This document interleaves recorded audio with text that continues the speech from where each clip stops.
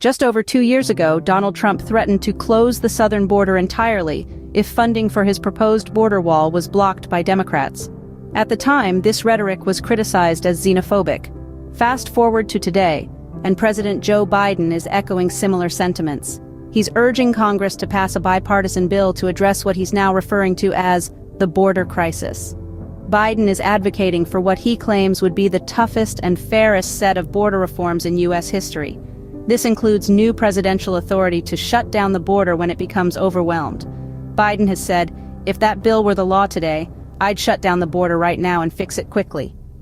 This push for a bipartisan border bill, which also includes funding for Ukraine and Israel, suggests a significant shift in border and immigration politics. As the 2024 presidential election approaches, Biden is attempting to remove one of the Republicans' most effective wedge issues. However, these discussions are a departure from. In a startling turn of events, 4 migrant men charged with felonies in an attack on 2 New York City Police Department officers are now heading to a California town near Mexico. These individuals were released from custody and given bus tickets by a faith-based charity, according to a top law enforcement official. The quartet were part of a group of at least 7 arrested in the incident, all residing in a New York City shelter. Investigators reveal they used false names with the charity, and despite potential plans to reach Mexico via Calexico, California, law enforcement lacks the authority to intervene. This situation arises amidst a significant increase in migrants arriving at the U.S.-Mexico border and consequentially in major U.S. cities. New York City alone is currently caring for some 67,000 migrants, a representative from City Hall confirms. This case highlights the complexities and challenges of managing migration, with New York City Mayor Eric Adams emphasizing the need to hold. In the heart of Southern California, in the expansive Joshua Tree National Park, a chilling discovery emerged. The skeletal remains of Trammell Evans, a 25-year-old hiker who vanished nearly 9 months prior, were found off a trail in the park's Black Rock area. The discovery was prompted by an unattended backpack, later confirmed to belong to Evans. Last seen on April 30, 2023, Evans was an experienced long-distance hiker familiar with Joshua Tree. His loved ones maintained a Facebook page seeking information on his whereabouts, expressing their sadness upon the tragic discovery. Complications related to alcohol withdrawal are believed to be the cause, a reminder of Evans's final journal entry filled with optimism and love. An investigation into his cause of death is ongoing, a poignant reminder of the dangers lurking beneath nature's beauty. Tragic news from the nation's capital in Maryland. Michael Gill, a former Trump administration official, has tragically lost his life in a carjacking spree. Gill was chief of staff of the Commodity Futures Trading Commission under Trump. He was the first victim of this horrific crime wave that unfolded on the evening of January 29th. The suspect, a 28-year-old named Artell Cunningham from Suitland, Maryland, climbed into Gill's car and shot him while he was parked downtown across from the historic Carnegie Library building. Cunningham then fled the scene, leaving Gill fatally wounded. But the spree didn't end there. Cunningham then attempted another carjacking, this time targeting 35-year-old Alberto Vasquez Jr. and a woman near Union Market. After demanding the keys, Cunningham shot Vasquez and escaped in his car. Vasquez later succumbed to his injuries at a hospital. Cunningham's rampage continued into Prince George's County, Maryland, where he carried out 2 more carjackings and fired. A somber moment of silence opened Maui Police Chief John Pelletier's news conference on Monday. The occasion? The release of a 98-page preliminary report detailing the destructive wildfires that ravaged Lahaina 6 months prior. Considered among the deadliest wildfires in American history, the flames were instigated by severe weather, leading to a domino effect of chaos. High winds and dry vegetation fueled the rapid spread across the island, with black smoke and downed power lines severely impeding evacuation efforts. The report revealed that misinformation and widespread confusion further complicated the emergency response. Yet in the face of adversity, the Maui Police Department has taken steps to learn and grow. 32 recommendations have been made to improve future responses, including better equipment and improved communication channels. A testament to resilience, this report serves as a beacon of hope amid the ashes. In the heart of Colorado, the city of Aurora has reached a $1.9 million settlement with a family subjected to a harrowing incident in August 2020. Brittany Gilliam and her young family were mistakenly apprehended at gunpoint due to a stolen vehicle mix-up. The city is committed to improving its relationship with the community, ensuring accountability in the Aurora Police Department. In a chilling incident, Gilliam and her family were ordered out of their vehicle, handcuffed, and made to lie on the ground while police verified the car was not stolen. A grave mix-up over license plate information was to blame. The family's attorney, David Lane, advocates for common sense in law enforcement, particularly when dealing with children. He suggested that racial profiling played a role in the incident and hopes the settlement will lead to policy changes. After realizing their error, the officers immediately unhandcuffed everyone, explained the situation, and apologized. The city of Aurora and its police department continue. A devastating blow in Minnesota as the historic Lutsen Lodge, a 139-year-old resort, succumbs to flames for the third time in its history. The blaze, originating from the lobby floor, consumed the lodge entirely. An army of 9 local volunteer fire departments and the Cook County Sheriff's Office battled the inferno, but the lodge was lost. Thankfully, no guests were present, and all staff evacuated safely with no injuries reported. The resort's owner, Bryce Campbell, spoke of the generations of families and friends who have vacationed and worked at the lodge, and the many memories held within its now charred walls. The general manager mournfully reflected on the loss as akin to losing part of their family. Despite the loss, the spirit of resilience is strong. The rebuilding process begins, and with it the promise of creating new memories in the years to come. In the suburban Philadelphia home, a heart-wrenching incident unfolded. An emergency call reported an 11-year-old girl shot. Upon arrival, East Lansdowne, and Upper Darby officers found themselves under immediate gunfire. The shots wounded 2 officers, one in the arm, the other in the leg. Meanwhile, an individual inside the 3-story house set it ablaze, flames engulfing the structure from roof to ground floor. Authorities managed to lock down the scene, awaiting the fire's extinction to proceed with the investigation. Tragically, 6 to 8 individuals, including children, remain unaccounted for. As the district attorney voiced, there's a heavy-hearted fear that more than one person might have been inside the burning house. A house known to shelter a large family, including children. The hope remains that this fear proves unfounded, a confirmation pending until the morrow's light. In a remote corner of Southern California, a training flight turned tragic. A CH-53E Super Stallion helicopter, overdue on its route from Creech Air Force Base to Marine Corps Air Station Miramar, crashed, leaving 5 U.S. Marines dead.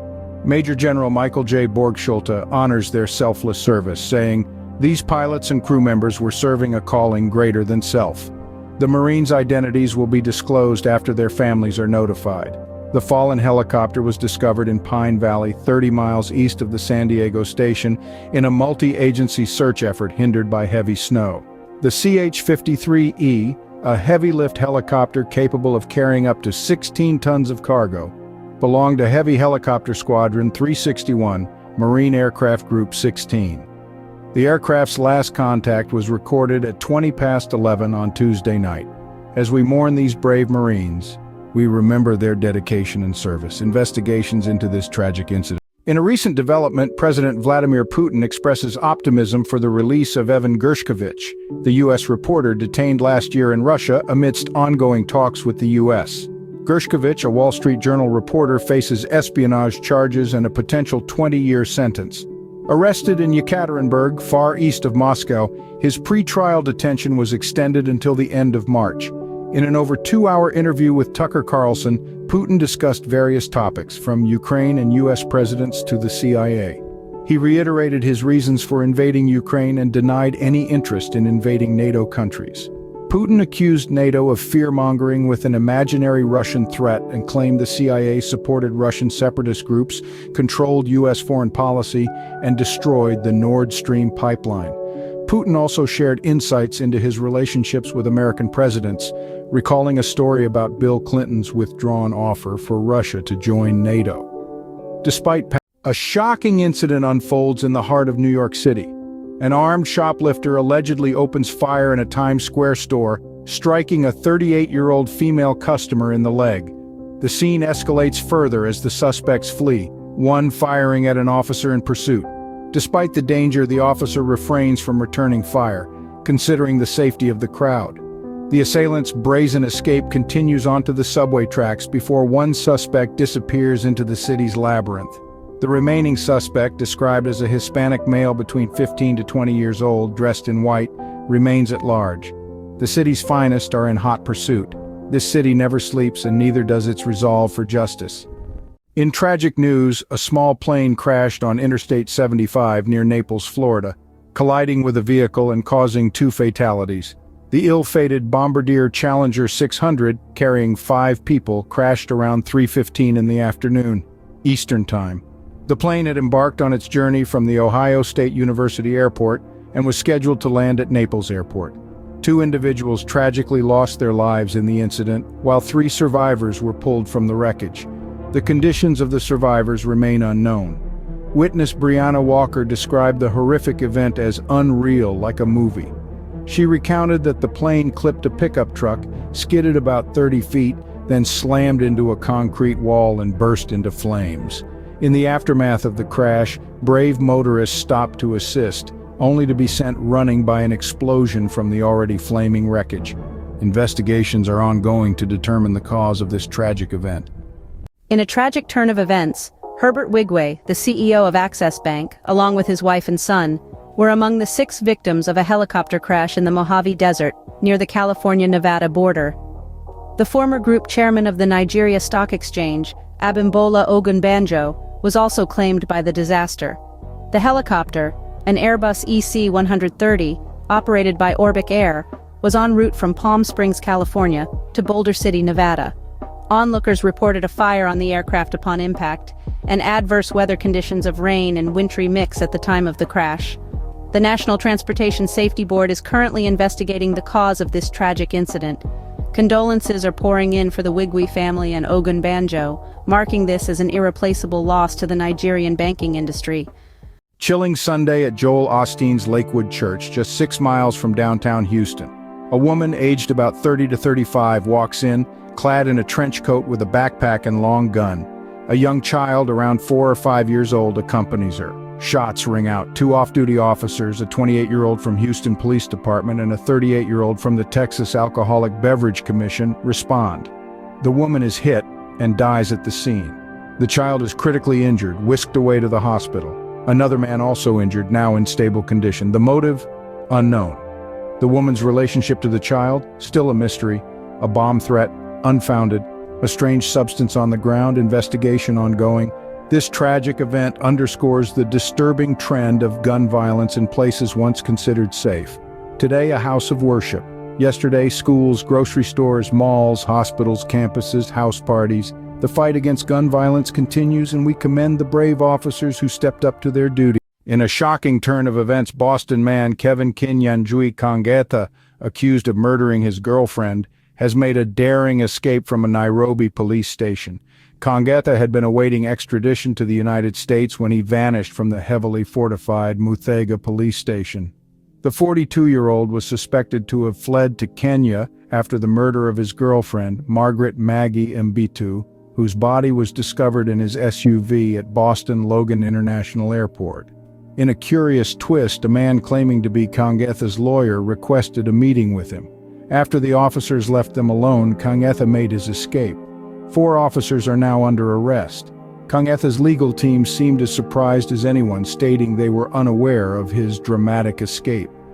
Kangeta was initially arrested outside a Nairobi nightclub and was in the process of being extradited to Boston to face charges. His whereabouts are currently unknown. Stay tuned for more updates on this. A tragic scene unfolded Tuesday evening as a vehicle crashed into the emergency room of an Austin, Texas medical center. The facility's chief medical officer reported 1 death, the driver, and at least 5 injuries. City police, however, assure us that this appears to be an accident, not an intentional act, and there is no further threat to the public. Stephen Hughes, waiting for his wife at St. David's North Austin Medical Center, described a loud bang, smoke, and screaming. Chaos ensued as the vehicle's tires screeched and people fled. Quick-thinking hospital staff immediately began tending to the injured. 4 victims, including a critically injured adult and child, were transferred to other hospitals. 1 patient was admitted to St. David. 8 unaffected patients were also transferred. Despite the chaos, the building suffered minor damage. However, only walk-ins were accepted Tuesday night, as ambulances were redirected. Our thoughts are with the victims and their families in this difficult time. Picture this. On a Wednesday evening, as the Florida sun gracefully sets, a SpaceX Falcon 9 rocket roars to life at Cape Canaveral. It's 5:30 p.m. Eastern Standard Time, and the Space Force's classified USSF-124 mission is about to make history. 6 small satellites are sent into orbit, 2 for the Missile Defense Agency, and 4 for the Space Development Agency. Spaceflight meteorologist Nick Stewart quips, "It was a beautiful evening to go to space." Fast forward 8 hours, it's now 1:05 a.m. Thursday. SpaceX gears up to launch Odysseus, the Intuitive Machines lunar lander. Destination? The moon's surface. This is part of NASA's Commercial Lunar Payload Services program. Elon Musk, SpaceX CEO, proudly shares images of 4 rockets on their launch pads simultaneously, a 1-2 punch from SpaceX, delivering progress and innovation in space exploration.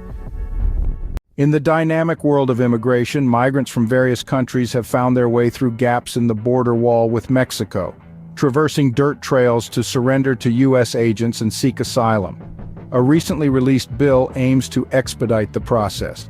Asylum officers are to screen applicants within 90 days of their arrival in the country. This comes with a higher standard of scrutiny, and for those who pass, a decision is to be made within another 90 days. As we navigate these complex issues together, remember to hit like and subscribe to stay informed on the latest developments. Keep the conversation going and stay tuned for more. Until next time. Picture this.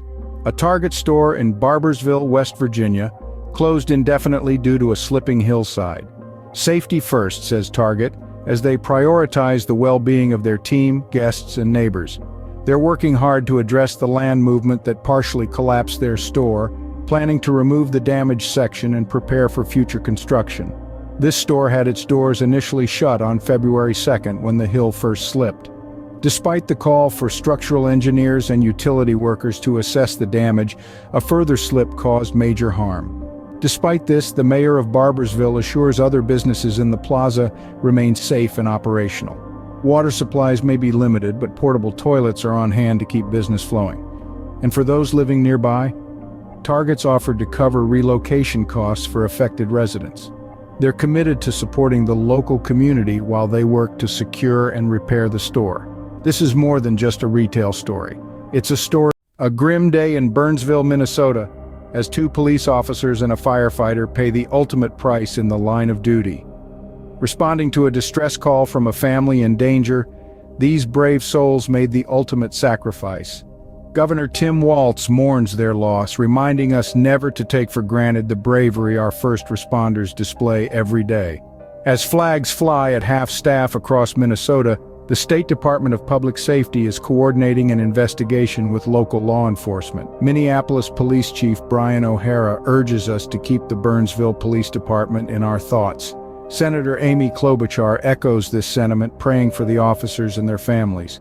Remember, your like and subscribe keeps you updated on the latest events. Cue the celebration, as February ushers in the start of Black History Month, a federally recognized nationwide celebration of the often overlooked contributions of African Americans. One of the most celebrated cultural heritage months on the calendar, says LaGarrett J. King, an associate professor at the University of Missouri. Schools, businesses, and even major brands roll out themed content, from meals and lectures to clothing and TV specials. However, context is key to avoid coming off as tone-deaf. King, the founding director of the Carter Center for K-12 Black History Education, points out the need to disrupt the official narrative. Too often, Black history is taught from a white-centered perspective, with sanitized versions of slavery, the civil rights movement, and biographies of figures deemed palatable to white audiences. Some even offer inaccurate or inappropriate lessons, like slavery reenactments. Understanding Black history and systemic racism is more crucial than ever, as our nation grapples. Welcome to another Minute of Insight. Former South Carolina Governor Nikki Haley has made a bold claim, accusing Congress of lying to the American people. She's referring to the failure of lawmakers to pass key legislation addressing the U.S.-Mexico border and aid to Israel, Ukraine, and other American allies. Haley argues that Congress is presenting a false choice, securing the border or supporting our allies. We can do both, she asserts. Haley also called on President Joe Biden to speak more about the importance of foreign aid, urging him to explain how it affects and protects Americans from potential conflicts. As she gears up for South Carolina's pivotal Republican primary, Haley's focus remains on her own campaign, with the question of supporting former President Trump left open-ended. For more updates, remember to like and subscribe. That's your minute cycled. Stay informed, stay sharp. In a tragic turn of events, the University of Colorado at Colorado Springs, known as UCCS, is mourning the loss of two individuals, Samuel Knopp and Celie Rain Montgomery, following a fatal shooting. This heartbreaking incident took place on Friday morning around 6 at Crestone House, an on-campus dormitory. According to the Colorado Springs Police Department, the victims were found in a room where gunshots were heard. The university was under lockdown for several hours as the police worked diligently to ensure the safety of the campus community. Knopp, a 24-year-old music student, was praised for his talents in guitar and his contributions to the visual and performing arts department. Montgomery, although not enrolled at the university, is also being mourned by the campus community. This comes just a week after another student, Mia Brown, passed away due to a medical emergency. In these challenging times, Chancellor Jennifer Sobonet urges the community to come together, support. Heavy rainfalls battering Los Angeles, with 4 Southern California counties under flood watch. A fierce winter storm left its mark just 2 weeks ago, and now we're bracing for more. The National Weather Service has Los Angeles County's inland coast on flood watch through Wednesday. The western side of LA and the Santa Monica Mountains face a flash flood warning. The San Fernando and San Gabriel valleys and the eastern Santa Monica Mountains aren't exempt, with flood warnings issued. The storm could bring 5 inches of rain and damaging winds up to 60 mph. Mountainous areas could see several feet of snow and up to 8 inches of rain. This rainstorm soaked San Diego after descending on the Central Valley late Sunday. Today's rain will cover the region northwest of the LA basin, with the heaviest rainfall hitting Santa Barbara and Ventura County. These areas have already seen a couple of inches, causing flash flood reports. The storm will then move south down the coast on Tuesday, centering on the LA basin and bringing concerns for flooding and mudslides. Picture this: an 80-acre base near Eagle Pass, Texas, housing up to 1,800 National Guard members. A beacon in the midst of a bitter feud between Texas and the Biden administration over immigration policy. This, announced by Texas Governor Greg Abbott, promises to dramatically improve conditions for soldiers currently scattered across the region. The base, expandable to house 2,300 personnel, will feature a dining facility, a recreation center, laundry facilities, individual rooms, and healthcare facilities, a cost-effective alternative to housing soldiers in hotel rooms for Operation Lone Star, according to Abbott. Launched in 2021, Operation Lone Star is Texas's independent border security initiative, a response to what officials call reckless open border policies. The situation at the border has escalated, with state authorities lining it with razor wire, limiting federal law enforcement access, and redirecting migrants to Democrat control. In a tragic turn of events, the body of Audrey Cunningham, an 11-year-old Texas girl, was discovered in the Trinity River. Polk County Sheriff Byron Lyons informed the press that her remains were located beneath the U.S. Highway 59 stretch of the river. Her body has been transported to the Harris County Medical Examiner's office as everyone anxiously awaits the cause of death. In the meanwhile, Polk County District Attorney Shelley Sitton has shared that arrest warrants are being prepared for 42-year-old Don Stephen McDougal. Authorities believe a capital murder charge will be appropriate. McDougal, a known acquaintance of Audrey's father, is currently in custody on unrelated felony charges. Despite the grim circumstances, the truth remains obscured.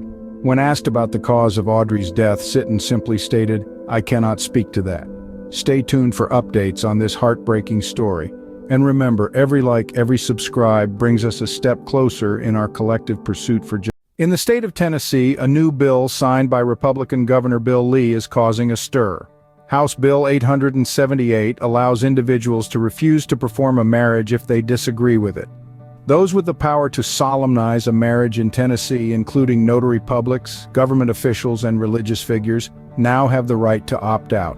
Critics such as Camilla Taylor from Lambda Legal argue that this new law is an attempt to undermine strides made by the LGBTQ community. GOP State Rep. Monty Fritz, the bill's sponsor, argues it's a matter of protecting religious beliefs. The potential impact of this bill could extend beyond same-sex couples, potentially affecting interracial and interfaith couples as well. Taylor insists that it's unconstitutional for public officials to discriminate based on personal beliefs. Stay tuned for more updates on this story. And remember, hit that subscribe button to stay in the loop. Welcome to a world of controversy where the lines between humane and inhumane blur. The first execution by nitrogen gas in the United States occurred in Alabama, sparking a heated debate over capital punishment. Convicted murderer Kenneth Smith appeared conscious for several minutes before his demise, raising questions about the method's cruelty and experimental nature.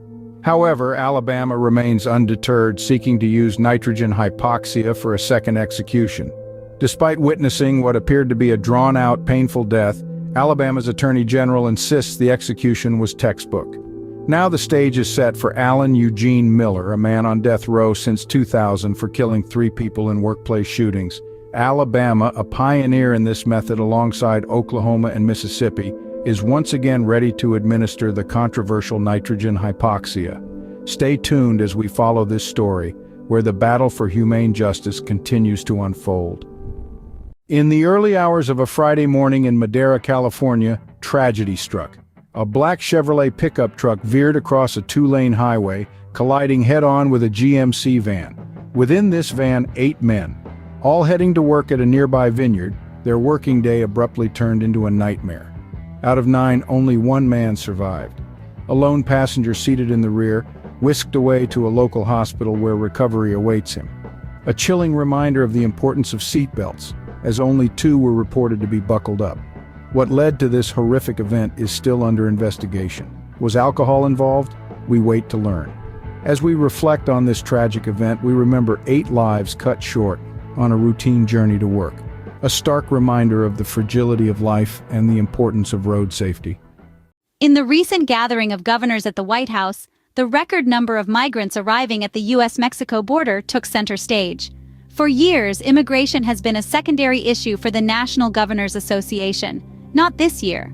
Governors from both sides of the aisle acknowledged the significant challenge posed by the surge in migration. Montana's Republican Governor Greg Gianforte stated that immigration is the top issue on Americans' minds. North Carolina's Democratic Governor Roy Cooper echoed this sentiment. Their concerns are fueled in part by Republican Texas Governor Greg Abbott's unannounced busing of migrants to Democratic-led cities. President Joe Biden acknowledged the challenges faced by the governors, urging them to pressure lawmakers for what he described as the strongest border deal the country has ever seen. He's considering executive action that would restrict migrants' ability to seek asylum at the U.S.-Mexico border if they crossed illegally, sparking memories of controversial actions from the Trump era. A celestial revelation has just been unveiled. The International Astronomical Union's Minor Planet Center announced the discovery of a new moon around Uranus, the first in over 2 decades, and 2 fresh moons around Neptune. Scott S. Shepard, an astronomer at the Carnegie Institution for Science, described these moons as the faintest ever found around these ice giants using ground-based telescopes. Special image processing was essential to reveal these elusive celestial bodies. Uranus now boasts 28 known moons, while Neptune's tally has grown to 16. The moons were observed using telescopes in Hawaii and Chile, moving at a pace that is painstakingly slow compared to our own moon. The smaller Neptune moon, for instance, takes 27 years to complete its orbit. Due to this slow movement, astronomers had to take multiple long-exposure photographs over several nights to distinguish them from the starscape. The astronomers layered these multiple exposures together, creating trails of stars. Welcome to the ever-evolving presidential race. Nikki Haley, despite her recent losses to Donald Trump in the New Hampshire and South Carolina primaries, is not ready to step down. She has enough campaign funds to keep her afloat till Super Tuesday on March 5th. But after a significant defeat in her home state, her chances of denying Trump the nomination are dwindling. The Trump campaign has already shifted its gaze towards the general election, aiming to topple Crooked Joe, as they refer to President Joe Biden. Trump, in his victory speech, focused his criticism on Biden, hinting at his campaign strategy moving forward. At a conservative event, Trump read his prepared remarks, occasionally deviating to share anecdotes and jibes. He questioned the audience, "Isn't this better than reading off a frigging teleprompter?" Yet later that night, he stuck to a disciplined, concise 30-minute speech. Trump, invoking his famous line from The Apprentice, declared, "We're going to look at Joe Biden, and we're going to say, 'Joe, you're fired.'" This pair of speeches. In a startling turn of events, Texas's Republican Attorney General, Ken Paxton, is suing Annunciation House, a Catholic nonprofit aiding migrants. Paxton alleges the organization is involved in human smuggling and seeks to revoke its registration. This action follows a temporary restraining order obtained by Annunciation House against the state's demand for immediate disclosure of the organization's records. In a statement, the nonprofit said, "There is nothing illegal about asking a court to decide a person's rights." The Attorney General's office counters, claiming Annunciation House has violated the law by not allowing inspection of its records. This lawsuit is seen as an escalation in the feud between Texas's Republican leaders and the federal government over the migrant crisis. Texas Governor Greg Abbott has deployed state troopers and National Guard soldiers to border communities in an initiative called Operation Lone Star. Now the lawsuit targets. Imagine a wildfire quadrupling in size in a single day, fueled by high winds and parched conditions sweeping across the Texas Panhandle. The Smokehouse Creek Fire, ignited between Canadian and Stinnett, ballooned from 40,000 to 200,000 acres in a mere 6 hours. Picture an inferno covering an area 100 square miles larger than New York City. Unsettling weather phenomena are not unique to Texas. Tornadoes were reported in Illinois, and record-high temperatures scorched the eastern half of the nation. Texas Governor Greg Abbott declared a state of disaster in 60 counties, mobilizing critical resources to battle the fires. Among the 13 fires that erupted on Monday, the Smokehouse Creek Fire is the largest. Warnings of fire and evacuation orders are in place, with wind gusts of 50 miles per hour stirring the fires. The situation is volatile and rapidly changing, according to the Texas A&M Forest Service. Stay safe, stay aware, and stay informed. Dive into a tale of financial intrigue. Former President Donald Trump faces a hefty $454 million fraud judgment. He's appealing, offering to post a $100 million bond instead. State Attorney General Letitia James, she's not having it. She believes Trump's cash shortage and need to raise more capital necessitates a full bond. Trump's legal team deems the judgment amount exorbitant and punitive, arguing it makes securing a complete bond impossible. But James counters, stating that Trump's willingness to post less than a quarter of the judgment amount all but admits his liquid assets fall short. The heart of this case? Trump's alleged fraudulent statements to financial institutions, and James argues the prohibition against future loans is justified. The question remains, will Trump's appeal succeed, or will he be left with a gaping hole in his pocket? Stay tuned. In the heart of Texas, a tale of justice, or perhaps injustice, unfolds. Ivan Cantu, a 50-year-old man convicted for a double murder in 2000, meets his end through lethal injection. The time of death, 6:47 in the evening, yet with his last breath he proclaims innocence. James Mosqueda, his cousin, and Amy Kitchen, a nursing student, were the victims. Cantu insists had he known their killer, he would have sought justice for them. Collin County District Attorney Greg Willis, however, believes justice has been served. After 2 decades of intense scrutiny, Willis prays for the victims' families to find peace. Witnessed by journalists and family, Cantu's final moments were accompanied by his spiritual advisor, Sister Helen Prejean. His demeanor surprisingly calm, his insistence on innocence unwavering. Despite pleas for a stay of execution to evaluate new evidence, the wheels of justice ground on. Appeals were rejected, options dwindled, and a one-time reprieve from Texas